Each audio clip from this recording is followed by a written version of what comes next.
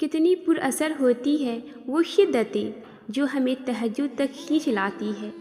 تیرے کن پر یقین ہے، اس لیے میری دعاؤں کا سلسلہ قائم ہے ابھی تک۔ اور جانتے ہو سکون کیا ہے؟ اپنے رب سے اکیلی میں بیٹھ کر گفتگو کرنا۔ اور پتہ ہے محبت کیا ہے؟ نماز سے کسی کو تہجد پڑھ لے آنا۔ ایک درد بھری رات اللہ کے روبرو بیٹھ کر گزار دی جائے تو زندگی کی باقی راتیں جاگ کر گزارنی نہیں پڑتی۔ جب تمہیں کہیں سے کوئی امید نہیں رہتی تب وہ تمہیں تہجد کی لگن لگا دیتا ہے اور ایک نئی امید سے جوڑ دیتا ہے۔ تمہیں کیا لگتا ہے کہ جب رات سونے کے لیے بنائی گئی ہے اور ہر شخص سکون کی نیند سو رہا ہے اور تمہیں بلا وجہ جگائے ہوا ہے؟ نہیں، یہ طرف اللہ ہی نے پیدا کی ہے۔ ہر چیز نصیب کا حصہ ہے، پھر چاہے غم ہو یا خوشی۔ ہم سوچتے ہیں کہ ہم خود اللہ کی جانب جاتے ہیں، حالانکہ ہمیں تو اس کی جانب بلایا جاتا ہے۔ تہجد سے تقدیر بدل جاتی ہے۔ تم راتوں کو اٹھ کر اللہ سے مانگو تو صحیح۔ جو کہانی تہجد تک پہنچ جاتی ہے پھر وہ کبھی ادھوری نہیں رہتی۔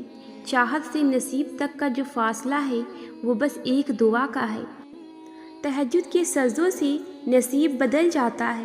جب دل میں خیال لانے والا اللہ ہے تو مقدر میں بھی وہی لکھے گا۔ جب آزمائش دینے والا اللہ ہے تو آزمائش سے نکالے گا بھی وہی۔ جس نے آج تمہیں صبر کرنا سکھا دیا تو صبر کا انعام بھی دے گا وہی۔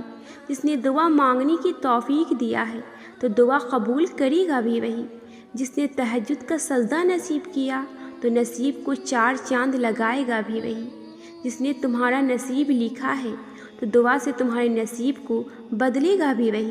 جس نے لاکھ دشواریوں کے باوجود تمہارے دل سے خیال نکلنے نہیں دیا تو اس دعا پر کن کا مہر لگائے گا بھی وہی۔ ہار مت مانو، کیونکہ تمہارا تہجد کا معجزہ بہت قریب ہے۔ عطا کے ذریعے مختلف ہو سکتی ہیں مگر اللہ کبھی بھی دعا رد نہیں کرتا۔ اللہ جانتا ہے تم کب سے جھولی پھیلائے اس کو منا رہے ہو۔ تہجد میں بہنے والا تمہارا ہر آنسو اللہ سے تمہاری دعاؤں پر کن کہنے کی سفارش کرتا ہے۔ اللہ تمہاری دعاؤں کو قبولیت کا ایسا رنگ عطا کرے گا کہ تمہارے صبر میں گرے ہر آنسو کا حق ادا ہو جائے گا۔ اللہ کو تمہاری من پسند چیز سے تمہیں آزمانا بے وجہ تو نہیں۔ تہجد میں اچانک سے آنکھ کھل جانا بے وجہ تو نہیں۔ ہر مشکل کے بعد آسانی ہے۔ اللہ کا یہ وعدہ بے وجہ تو نہیں۔ وہ دیکھتا ہے تمہیں درد کے مارے اس کا نام پکارتے ہوئے۔ وہ دیکھتا ہے تمہیں یقین کے ساتھ دعا کے لیے ہاتھ اٹھاتے ہوئے۔ بس اللہ سے نا امید مت ہونا۔ اس رمضان اپنے رب کو منا لو، اپنے من پسند چیز کو اللہ سے مانگ لو، وہ تمہیں دے گا انشاءاللہ۔ بار بار ایک ہی دعا کا مانگنا اس بات کی دلیل ہے جب اللہ تمہارے دل سے کسی چیز کا خیال نہیں نکالتا تو وہ اسی چیز کو تمہاری حقیقت بنا دیتا ہے۔ اگر اللہ تمہارا دل نہیں بدل رہا تو یقین رکھو وہ تمہارا نصیب بدلنے پر راضی ہے۔ دراصل کچھ مانگنے والی ادا ہی ایسی ہوتی ہے جو اسے بہت پیاری لگتی ہے۔ وہ اس ادا کو بار بار دیکھنے کے لیے قبولیت کا وقت بڑھا دیتا ہے۔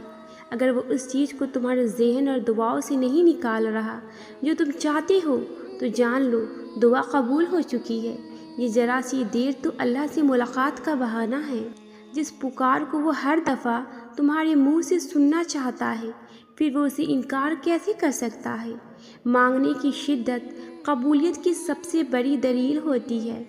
تمہاری مسلسل دعا تمہارا مقدر بدل دیتی ہے۔ جب اللہ کو تمہارے مانگنے کا انداز پسند آ جاتا ہے تب وہ دینے میں ذرا سی تاخیر کر دیتا ہے تاکہ تمہاری آواز بار بار سنائی دیتی رہے۔ جب وہ دیکھتا ہے کہ میرا بندہ محنت کر رہا ہے، صبر کر رہا ہے، توکل کر رہا ہے تو پھر وہ کن فرمانے میں دیر نہیں کرتا۔ اس لیے تم بس دعا کرتی رہو، انشاءاللہ اللہ تعالیٰ تمہاری چاہت کو تم سے ملوا دے گا۔ اللہ تعالیٰ ہم سب کی دعاؤں کو قبول فرمائے، آمین۔ جو مرد یا عورت تہجد کی نماز پڑھے گا وہ دنیا میں کسی کا محتاج نہ ہوگا اور قبر کے عذاب سے محفوظ رہے گا۔ قبر میں روشنی ہوگی۔ یہ نماز قبر کا چاند ہے اور جب قبر سے اٹھے گا تو اس کا چہرہ نور کی روشنی سے چمکتا ہوگا۔ تہجد ایسا مرہم ہے جس کے پاس ہر چوٹ کا علاج موجود ہے، بس تمہیں یقین رکھنا ہے۔ پھر وہ زخم بھی بھر جائیں گے جو تمہیں لگتا ہے یہ کبھی نہیں بھر سکتی، اور وہ قصے بھی مکمل ہو جائیں گے جو تمہیں لگتا ہے یہ کبھی مکمل نہیں ہو سکتا۔ اور یہ بات مت بھولنا کہ تمہارا رب سب کچھ کر سکتا ہے، سب کچھ، کیونکہ اللہ تعالیٰ نے قرآن میں فرمایا ہے وہ سب کو بے فکری کی نیند سلا کر وہ تمہیں تہجد کے لیے چنا ہے، اپنی جستجو کی فکر میں لگا دیا ہے، تو کچھ تو بات ہے تم اس کے لیے نیند چھوڑ کر آؤ، تو کیسے ممکن ہے کہ وہ تمہاری دعاؤں کو قبول نہ کرے؟ ایسا کچھ نہیں جو تہجد سے کسی کو ملا نہیں۔